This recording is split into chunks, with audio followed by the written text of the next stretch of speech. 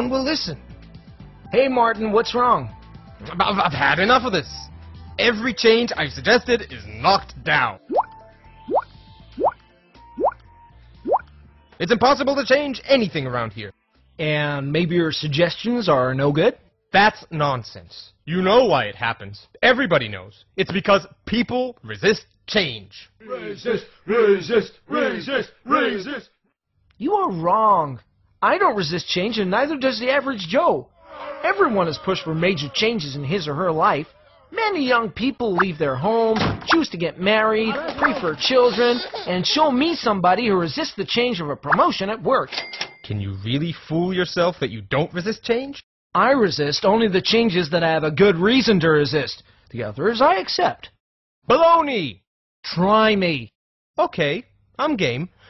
Making a change is like climbing a mountain. Here's one. Climb it. Don't think so. Haha, you see? You do resist change. I don't resist change. I resist this particular change because I don't have a reason to climb the mountain. I don't see the plus in the change. Well, what's a good reason for you? A higher salary, better health, or an improved relationship. Okay, I'll take care of your excuse. There's a pot of gold waiting for you up there. Is that good enough? Now will you climb? Nope. Point proven! You most certainly resist change. Of course I resist this change, and with good reason. See for yourself. Too much effort, too much time, too high a risk. It's perfectly logical. The minus of the change outweighs the plus of the change. Another excuse. Fine, I'll reduce the required efforts and the risk. Now are you willing to climb? I don't think so. Aha! I knew it! Excuse after excuse. You remove one, another one pops up. The end result is still the same. The change is definitely good for you, and yet you still resist.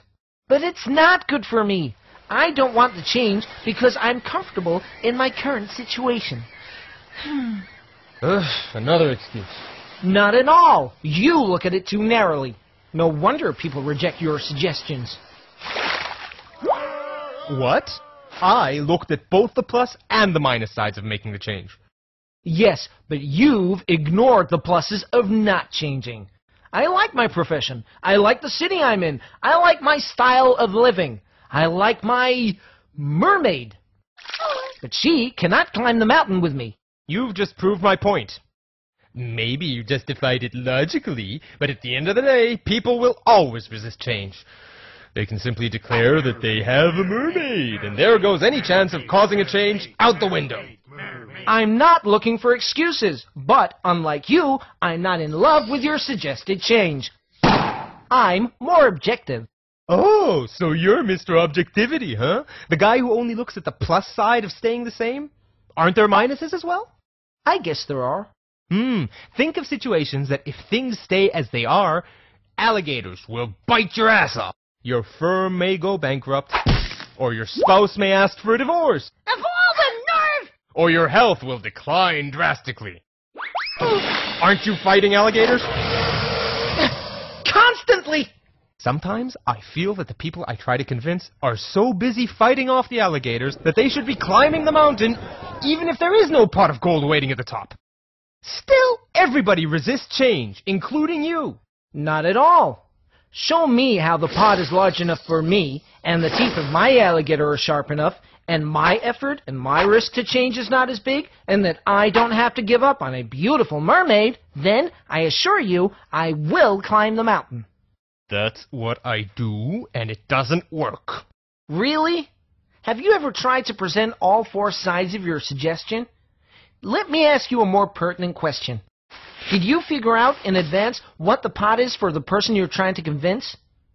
Not your pot, but his or her pot. What is his or her crutch? What are the alligators and the mermaids for the other party? I guess not. There you go.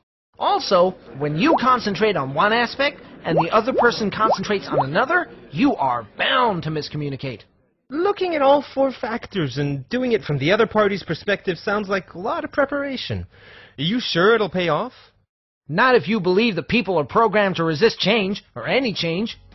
I guess I'll never know unless I give it a try. I'll let you know how it went. Share your experience. Post a video on YouTube.com titled, "Overcoming Resistance to Change. Isn't it obvious?"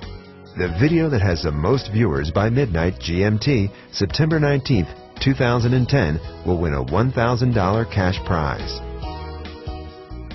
But Paul, I see how it might work for convincing an individual, but it won't work when trying to introduce a full-scale organizational change, with the collaboration of so many people is needed. Yes, it will, as long as you recognize that for different individuals, each of the 4 elements might be vastly different. A lot more work, but who said that changing an organization is easy? Eli Goldratt, the person who wrote The Goal, shares his experience on how to change a whole organization in his new book, Isn't It Obvious?